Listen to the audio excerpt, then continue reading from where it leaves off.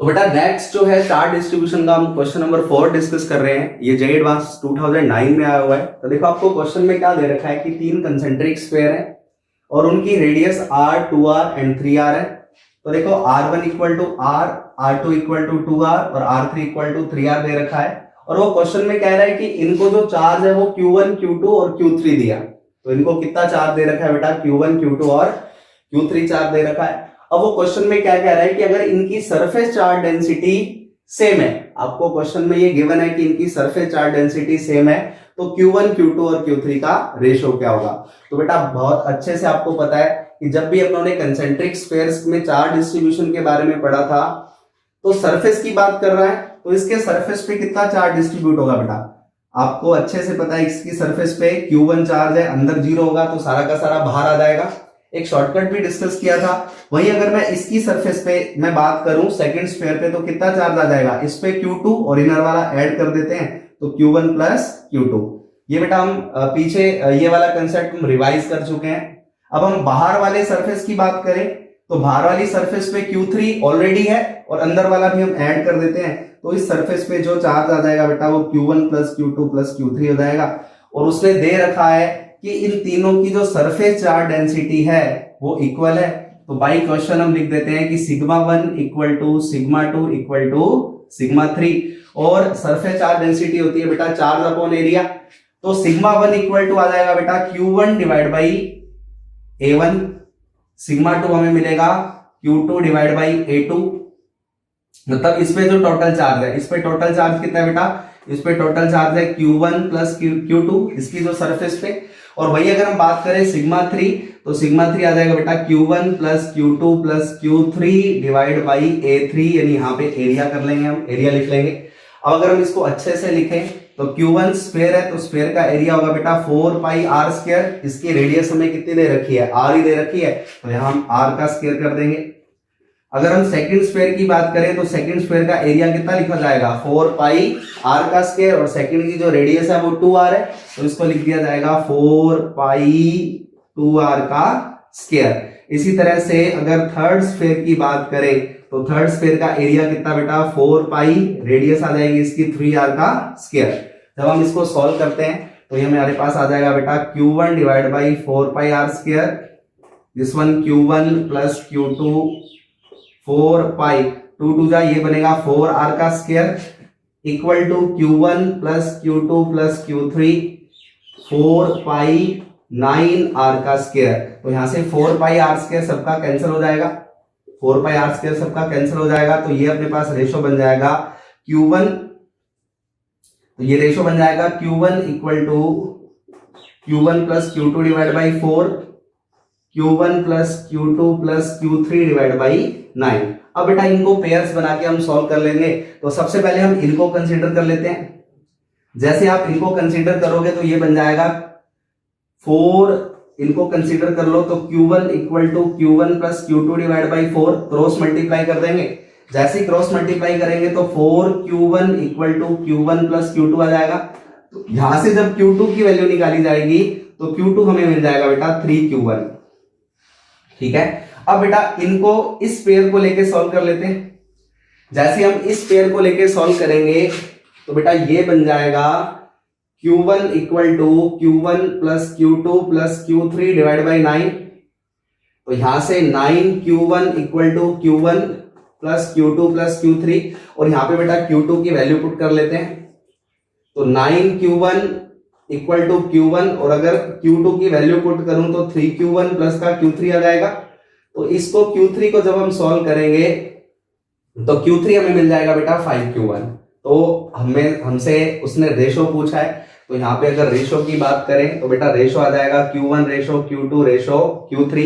Q1 की value अपनों ने कितनी फाइंड कर ली है, ये तो Q1 ही है। और अगर Q2 की बात करें तो Q2 बेटा 3Q1 है, और वहीं अगर Q3 की बात की जाए तो Q3 5Q1 है। और जब आप इसको सॉल्व करोगे तो आंसर हमें कितना मिल जाएगा बेटा, 1 रेशो 3 रेशो 5 आ जाएगा, जो कि हमारा ऑप्शन नंबर सी आ जाएगा बेटा। तो बहुत ही इजी है। इस तरह से हम चार्ज डिस्ट्रीब्यूशन है, चाहे वो लीनियर हो, चाहे वो एरियल हो, चाहे वो वॉल्यूमेट्रिक हो, उनकी जो एप्लीकेशन के क्वेश्चन है इस तरह से सॉल्व करते हैं। ठीक है, तो अभी तक बच्चों हम चार्ज की 9 प्रॉपर्टी के बारे में डिस्कस कर चुके हैं। अब हम चार्ज की 10th प्रॉपर्टी के बारे में डिस्कस करते हैं, क्वांटाइजेशन ऑफ चार्ज। देखो क्वांटाइजेशन अगर वर्ड की बात करें तो बेटा जो सबसे पहला जो वर्ड आता है बेटा वो आता है क्वांटा। सबसे पहला जो वर्ड आता है बेटा क्वांटा। अगर आपसे क्वांटा वर्ड का मीनिंग पूछा जाए तो क्वांटा होता है बेटा सबसे छोटा सा छोटा वैल्यू। जैसे अगर मैं आपसे ये पूछूं कि नोट का क्वांटा क्या है, ठीक है, तो 10 रुपए का नोट भी पॉसिबल होता है, छोटे से छोटा वैल्यू, मतलब नोट का अगर क्वांटा की बात करें 100 का भी नोट होता है, ठीक है। इस तरह से अगर छोटे से छोटे नोट की बात की जाए तो सबसे छोटा नोट 1 रुपए का होगा बेटा। क्या 98 का नोट होता है? क्या 98 का नोट तो नहीं होता, हाँ कॉइन्स भले होते हैं। तो मैं आपसे नोट का क्वांटा पूछ रहा हूं, तो नोट का क्वांटा जो है वो 1 रुपीज है आजकल के जो टाइम में। तो इसका मतलब 1 रुपी जो है वो नोट की सबसे छोटी से छोटी वैल्यू है। वहीं अगर मैं बात करूं क्वांटा किसका बेटा, चार्ज का, चार्ज की सबसे छोटी से छोटी वैल्यू की बात की जाए तो बेटा जिस तरह से नोट का क्वांटा 1 रुपीज होता है उसी तरह से चार्ज की जो सबसे छोटी से छोटी यूनिट होती है बेटा वो ई होती है। इसका मतलब बाकी के चार्ज जो हैं वो इसके इंटीग्रल मल्टीपल होंगे, ठीक है। तो क्वांटाइजेशन ऑफ चार्ज से हम क्या समझते हैं, तो इसका हम स्टेटमेंट लिखते हैं बेटा, तो आपको बहुत अच्छे से क्लियर हो जाएगा, ठीक है। तो बच्चों अगर हम क्वांटाइजेशन ऑफ चार्ज के स्टेटमेंट की बात करें तो अभी अपनों ने सीखा कि क्वांटा का मतलब होता है स्मॉलेस्ट पॉसिबल वैल्यू। तो according to this property all free charges integral multiple of small E, मतलब जो चार्ज की जो सबसे छोटी वैल्यू है वो ई पॉसिबल है, तो बाकी सारे के सारे जितने भी चार्ज हैं किसी भी आइसोलेटेड बॉडी पे उस ई के इंटीग्रल मल्टीपल होंगे। तो यहाँ पे मैं क्या लिख सकता हूँ बेटा, क्यू इक्वल टू ई लिख सकता हूँ, क्यू इक्वल टू ई, और इंटीग्रल मल्टीपल के लिए यहाँ जाएगा एन, तो ये फॉर्मूला बन जाएगा बेटा Q equal to N E. अब प्लस माइनस क्यों लिखते हैं, क्योंकि चार्ज बेटा माइनस भी हो सकता है प्लस भी हो सकता है, तो ये फॉर्मूला बन जाता है Q equal to plus minus N E. This one is called quantisation of charge. अच्छा एन क्या क्या पॉसिबल है बेटा, यहाँ पे पॉजिटिव और नेगेटिव इंटीजर, मतलब पूरे पूरे इंटीजर लिखने हैं यहाँ पे 1 2 3, ये कभी भी फ्रैक्शन के फॉर्म में नहीं होगा, यानी n कभी भी 1/2 नहीं हो सकता, 3/2 नहीं हो सकता, तो कभी भी n को फ्रैक्शन की फॉर्म में कंसीडर नहीं करेंगे। और अगर हम e की बात करें तो ये तो आपको अच्छे से पता ही है, e is called 1.6 into 10 to the power -19। बेटा अगर आज की मॉडर्न थ्योरी की अगर हम बात करें मॉडर्न फिजिक्स में, तो मॉडर्न फिजिक्स में हम e को भी डिवाइड कर सकते हैं। तो मॉडर्न फिजिक्स की जो आज की थ्योरी है, साइंटिस्ट लोगों ने e को भी डिवाइड कर दिया है। उन्होंने बोला कि जो चार्ज की जो सबसे छोटी वैल्यू होती है वो क्वार्क्स में होती है। तो दो तरह के क्वार्क होते हैं बेटा, there are 2 types of quark, एक अप क्वार्क होता है बेटा and second is called down quark. Up quark में जो चार्ज होता है वो प्लस का 2/3 होता है, और डाउन क्वार्क के भी माइनस का 1 और डाउन क्वार्क पे माइनस का 1/3 होता है। तो इसका मतलब चार्ज की स्मॉलेस्ट वैल्यू क्या होनी चाहिए, इनमें से होनी चाहिए 1/3, क्योंकि e/3 का मल्टीपल होना चाहिए। लेकिन बेटा ये थ्योरी अभी बुक्स में एप्लीकेबल नहीं करते हैं, अभी तक हम यही मान के चलते हैं कि स्मॉलेस्ट जो पॉसिबल वैल्यू है वो e ही है, तो इसलिए हम इनको कंसीडर नहीं किया जाता। जस्ट एक इंफॉर्मेशन टाइप आपको याद रखना है कि अप क्वार्क पर जो चार्ज होता है वो प्लस का 2/3 होता है, डाउन क्वार्क जो होता है वो माइनस का 1/3 होता है। प्रोटॉन की अगर बात करें तो प्रोटॉन पे चार्ज प्लस का ई आया कैसे, तो बेटा आजकल के जो साइंटिस्ट हैं तो वो बोलते हैं कि जो प्रोटॉन है, प्रोटॉन के अंदर 2 अप क्वार्क होते हैं और एक डाउन क्वार्क होता है। अप क्वार्क मतलब प्लस का 2/3e, प्लस का 2/3e और माइनस का 1/3। और जब आप इसको सॉल्व करते हो, तो जब आप इसको सॉल्व करोगे तो ये हमें कितना मिल जाएगा बेटा, 3e डिवाइड बाई 3e, तो ये हमें मिल जाता है प्लस का ई। और वही अगर अपने न्यूट्रॉन की बात करें तो न्यूट्रॉन में 2 डाउन क्वार्क हो जाते हैं। वही अगर मैं न्यूट्रॉन की चर्चा करता हूं तो न्यूट्रॉन में 2 डाउन क्वार्क और एक अप क्वार्क होता है, यानी माइनस का 1/3e, माइनस का 1/3e और प्लस का 2/3e। तो नेट चार्ज न्यूट्रॉन पे आ जाता है 0। लेकिन ये बातें जो हैं अभी जो बुक्स में है वो वेरीफाई अभी बुक्स में नहीं है ना, ये हमें जस्ट एक इंफॉर्मेटिव याद रखना है कि जो चार्ज का जो न्यूट्रॉन प्रोटॉन है वो किस तरह से बने हैं, ठीक है। तो अभी अपने को सिर्फ और सिर्फ चार्ज का जो सबसे छोटा सा छोटा वैल्यू ई मान के चलना है। तो so what is quantization of charge, जो चार्ज की जो सबसे छोटी से छोटी वैल्यू पॉसिबल होती है वो ई होती है, और बाकी जो चार्ज होता है वो उसका इंटीग्रल मल्टीपल होता है। यानी अगर एक बॉडी से इलेक्ट्रॉन ट्रांसफर हो रहे हैं दूसरी बॉडी में तो वो हमेशा इंटीग्रल मल्टीपल के फॉर्म में ही ट्रांसफर होंगे, यानी 3 इलेक्ट्रॉन यानी 3 ही चले गए, 4 ही चले गए, 5 ही। तो कभी भी ऐसा नहीं होगा कि 3/2 या 1/2 इलेक्ट्रॉन उधर चले गए। तो charge is integral multiple of small E. Next बच्चों हम क्वांटाइजेशन ऑफ चार्ज के क्वेश्चन कर लेते हैं। जैसे आपको बहुत ही सिंपल सा क्लास 10th टाइप का आपको एक क्वेश्चन दे रखा है कि which of the following charge is not possible on a body, है ना। तो कौन सा चार्ज पॉसिबल नहीं होगा? तो आपको पता है कि चार्ज हमेशा इंटीग्रल मल्टीपल ऑफ ई होता है, मतलब जो एन पूरा आना चाहिए। यहाँ पे जो एन है बेटा वो 2 है, तो ये तो पॉसिबल होगा, ये एन की फॉर्म में लिख सकते हैं।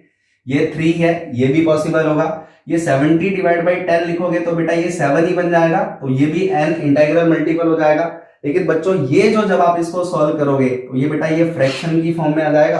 अगर इसको आप सॉल्व करोगे तो ये 445 डिवाइड बाई 10 आ जाएगा, यानी ये फ्रैक्शन की फॉर्म में आ जाएगा। अगर मैं इसको सॉल्व करूंगा तो ये 9/2 जो कि किस में है बेटा? फ्रैक्शन की फॉर्म में है, जो कि पॉसिबल नहीं होगा। इसका मतलब कौन सा ऑप्शन आ जाएगा? नॉट पॉसिबल, तो ऑप्शन नंबर डी आ जाएगा। ठीक है, ये तो बहुत ही सिंपल सा सवाल था। तो क्वांटाइजेशन ऑफ चार्ज के सेकंड क्वेश्चन की अगर बात करें कि इनमें से कौन सा चार्ज पॉसिबल नहीं है, तो इनमें से कौन सा चार्ज पॉसिबल नहीं है, तो हमें ऐसे लगेगा कि जब हम इस क्वेश्चन को देखेंगे तो हमें ये लगेगा कि इसका कौन सा ऑप्शन आना चाहिए, क्योंकि 5 भी पॉसिबल है, 8 भी पॉसिबल है, तो ये 3.2 है वो फ्रैक्शन की फॉर्म में है, तो हमें लगेगा कि ये वाला चार्ज पॉसिबल नहीं है। तो बेटा इस क्वेश्चन को ऐसे नहीं करना, तो हम इसको आहिस्ता आहिस्ता करके एक एक करके सॉल्व करते हैं। यहाँ पे बेटा ई नहीं दे रखा, ये आपको पूरा चार्ज दे रखा है।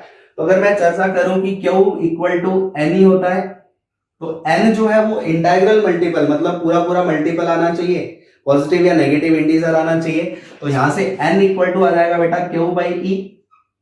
यहाँ पे Q कितना दे रखा आपने को? 16 इंटू 10⁻⁻19 और डिवाइड बाय कर दूंगा 1.6 इंटू 10⁻⁻19। तो 19 से 19 कट हो जाएगा, ये बेटा ऊपर जाएगा, तो इसका मतलब n इक्वल टू कितना आ गया बेटा? 10। इसका मतलब ये तो पॉसिबल है। वही अगर चर्चा करें यहाँ पे बेटा, तो same n equal to Q by E आ जाएगा। तो Q जो है वो अपने को दे रखा है 3.2 इंटू 10⁻⁻19 और E की वैल्यू हम पुट कर देंगे 1.6 इंटू 10⁻⁻19। तो बेटा ये कट हो जाएगा, तो यहाँ हमें कितना मिलेगा बेटा? हाँ 2 मिल जाएगा, तो ये भी पॉसिबल है। अगर इसकी चर्चा करें तो n equal to Q divide by E, ये अपने को दे रखा है 8 इंटू 10⁻⁻19, 1.6 इंटू 10⁻⁻19। जब आप इसको सॉल्व करेंगे तो ये अपने को 5 मिल जाएगा। इसका मतलब ये चार्ज भी पॉसिबल होगा, क्योंकि ये भी 5 इंटीग्रल मल्टीपल आ रहा है। वहीं अगर हम इसकी चर्चा करें बेटा n equal to Q by E से, तो 5 इंटू 10⁻⁻19 ई की वैल्यू पुट कर देंगे यहाँ पे, तो बेटा ये बन जाएगा 50 डिवाइड बाई 16। और जब आप इसको सॉल्व करोगे तो 25 डिवाइड बाई 8। इसका मतलब ये किस फॉर्म में मिला हमें?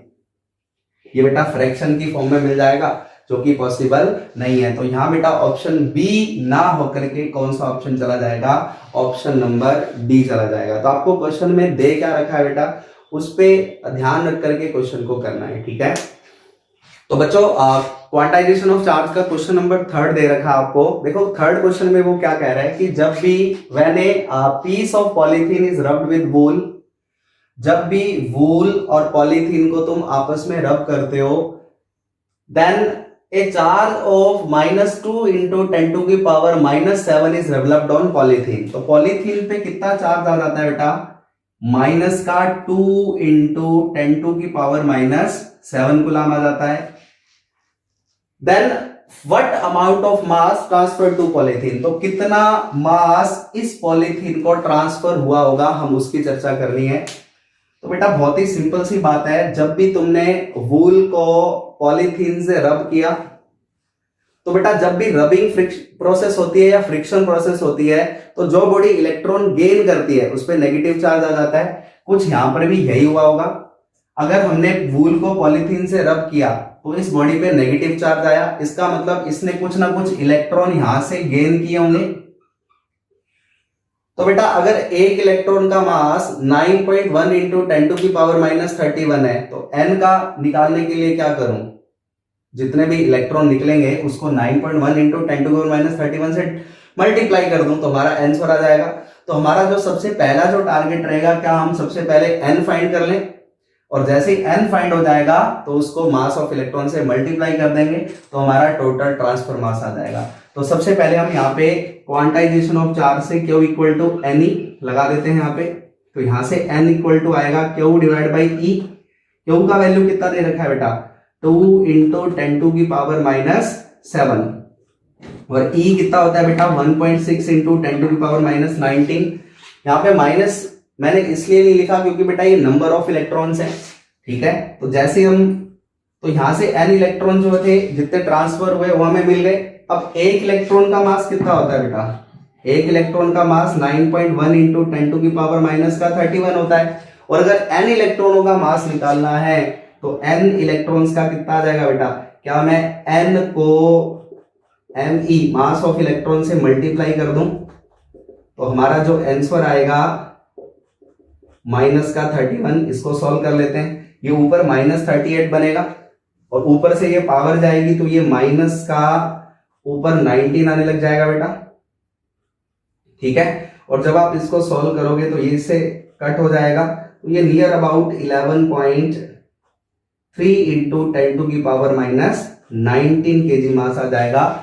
जब हमने वूल को पॉलीथीन से रब किया तो इतना मास वूल से पॉलीथीन में ट्रांसफर हो जाएगा। तो नेक्स्ट बेटा क्वेश्चन नंबर 4 दे रखा है क्वांटाइजेशन ऑफ चार्ज पे। तो क्वेश्चन अपने को क्या कह रहा है कि find the total negative charge in 75 kg body. एक 75 kg की बॉडी दे रखी है, इसमें आपको टोटल नेगेटिव चार्ज बताना है कितना होगा। तो आपको अच्छे से पता है बेटा कि क्वांटाइजेशन ऑफ चार्ज क्या कहता है, Q equal to N into E बोलता है। अगर N अपने को फाइंड करने हैं तो यहाँ पर N क्या है बेटा, टोटल नंबर ऑफ इलेक्ट्रॉन्स की बात करने, तो टोटल नंबर ऑफ इलेक्ट्रॉन कैसे आएंगे बेटा, टोटल मास जो होता है वो मास इंटू 1 इलेक्ट्रॉन इंटू बेटा N हो जाएगा। यहां से N की वैल्यू हमें कितनी मिल जाएगी बेटा, M total divide by mass of electron. क्या इसकी वैल्यू बेटा मैं यहां पुट कर दूं, जैसे मैं इसकी वैल्यू यहां पुट करूंगा तो बेटा Q इक्वल टू हमें हमारे पास कितना आ जाएगा, यहां से M divide by mass of 1 electron into E आ जाएगा। जैसे मैं M की बात करूंगा तो M अपने को 75 kg दे रखा है और मास ऑफ इलेक्ट्रॉन होता है बेटा 9.1 इंटू 10⁻⁻31 और E की वैल्यू जो है 1.6 इंटू 10⁻⁻19 पुट कर देंगे। तो बेटा जब आप इसको सॉल्व करोगे तो ये नियर अबाउट 12.5 इंटू 10⁻12 मिल जाएगा और ये टोटल नेगेटिव चार्ज होगा। बेटा क्वांटाइजेशन ऑफ चार्ज के क्वेश्चन नंबर 5 के बारे में डिस्कस करते हैं कि क्वेश्चन नंबर 5 अपने को दे रखा है कि 10⁻12 अल्फा पार्टिकल फॉल्स पर second on a neutral sphere.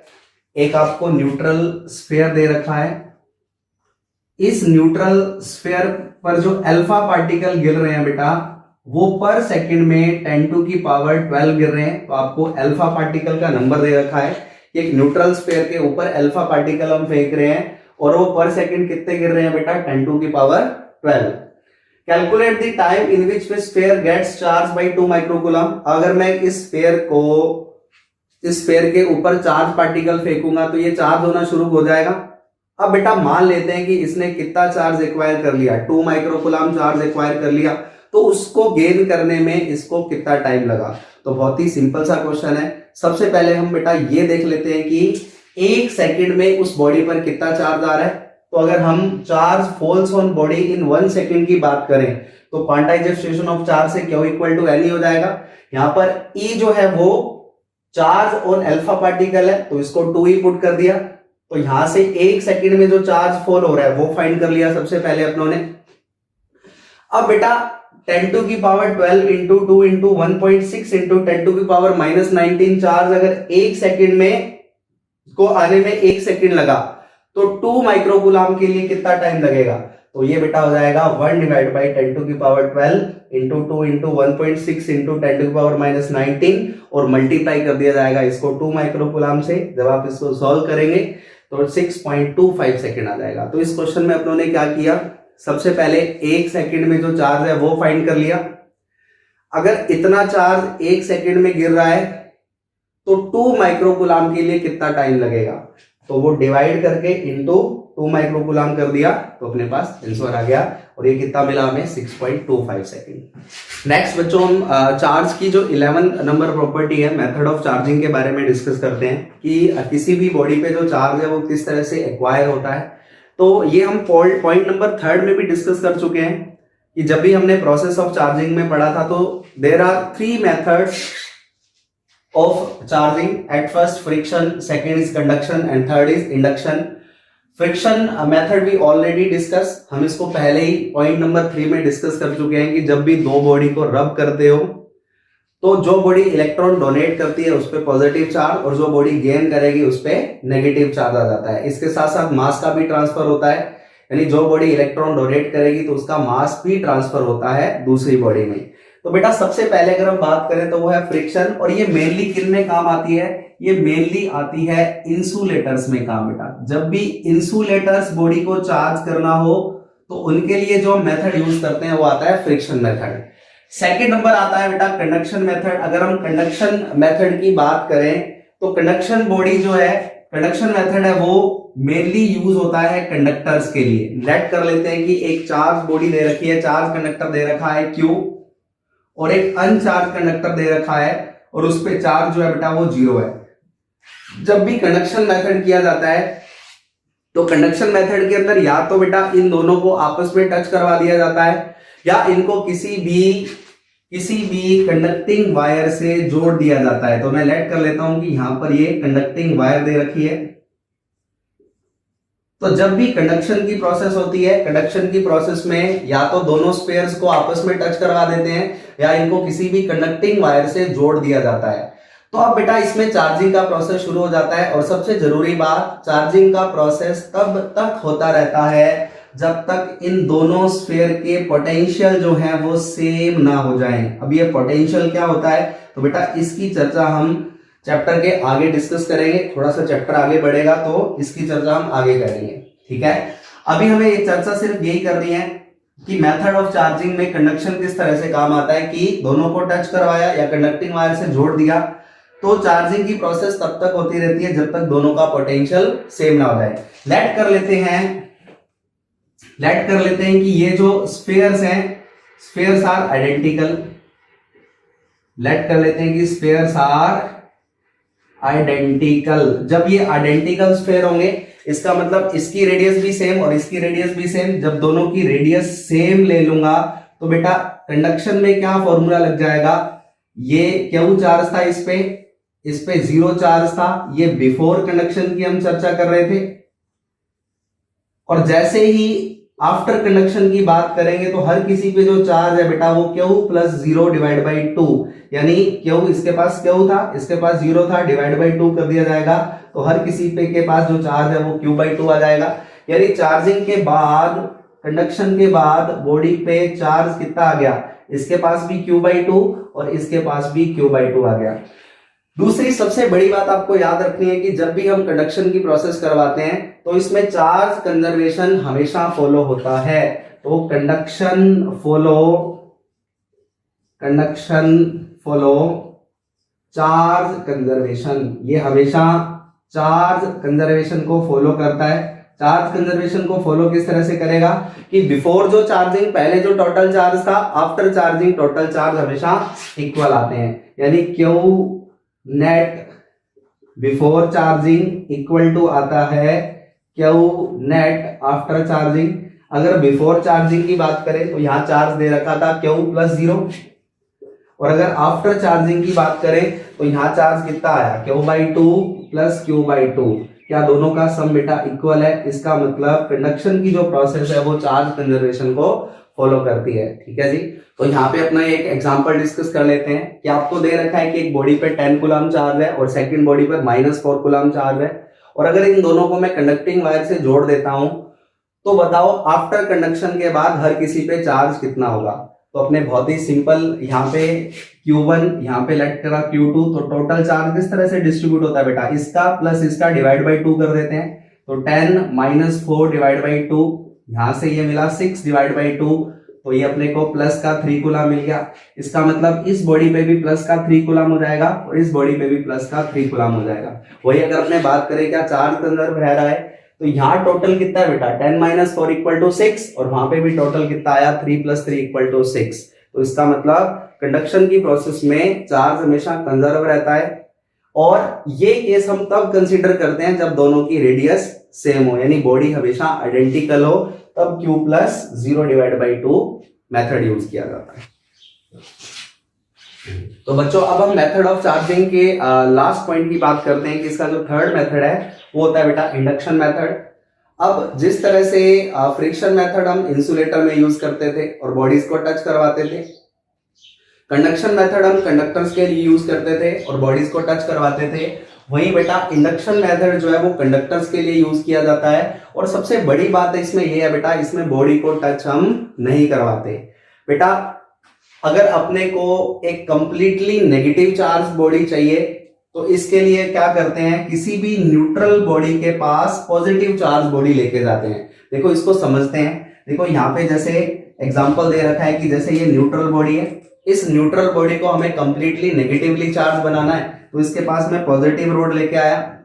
अब इंडक्शन की वजह से क्या होगा बेटा, न्यूट्रल बॉडी में जितना पॉजिटिव चार्ज होता है उतना ही नेगेटिव होता है। अगर यहाँ पॉजिटिव चार्ज मैं इस एंड के पास लेके गया तो पॉजिटिव नेगेटिव को अपनी तरफ अट्रैक्ट कर लेगा, क्योंकि पॉजिटिव और नेगेटिव में अट्रैक्शन होता है। तो नेगेटिव चार्ज इस साइड चला आता है, पॉजिटिव उधर चला जाएगा।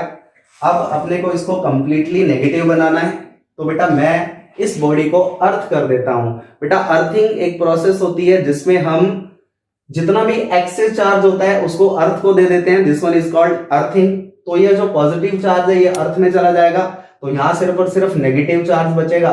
और जैसे ही मैं इस बॉडी को हटा देता हूं तो ये जो नेगेटिव चार्ज है, ये कंडक्टिंग बॉडी है, तो ये पूरा का पूरा इसकी सरफेस पे आ जाता है। तो इस तरह से हम एक बॉडी को कंप्लीटली नेगेटिव प्राप्त कर लेते हैं या गेट कर लेते हैं। ठीक है, अगर आपको ये कहा जाए कि अगर कंप्लीटली पॉजिटिव चार्ज बॉडी चाहिए तो बेटा उसके पास किसको लेके जाएंगे, तो यहाँ पर न्यूट्रल बॉडी के पास नेगेटिव को अगर ले जाएंगे तो हमें कंप्लीटली पॉजिटिव चार्ज बॉडी मिल जाएगी। ठीक है, तो बहुत ही सिंपल था। तो ये हमने चार्ज की प्रॉपर्टीज के बारे में पढ़ा। जो नेक्स्ट जो लेक्चर है उसमें हम कूलम लॉ के बारे में डिस्कस करेंगे कि अब चार्ज के बारे में हम पढ़ चुके हैं कि चार्ज है क्या, उसकी प्रॉपर्टीज क्या है। इलेक्ट्रोस्टैटिक में यही तो डिस्कस किया, the branch of physics in which we study about charge and its properties and its effect. तो अभी हम चार्ज और उसकी प्रॉपर्टीज के बारे में पढ़ चुके हैं, उसके वेरियस टाइप ऑफ क्वेश्चन अपने डिस्कस कर चुके हैं। अब अपने बेटा डिस्कस करेंगे चार्ज के इफेक्ट। तो सबसे पहले इलेक्ट्रिकल फोर्स को डिस्कस करेंगे जिसमें कूलम लॉ आता है, देन इलेक्ट्रिकल फील्ड। तो ये जो सारी की सारी चीजें हैं धीरे धीरे अपने डिस्कस करते चले जाएंगे और जीरो से हीरो बनते चले जाएंगे। ठीक है बेटा।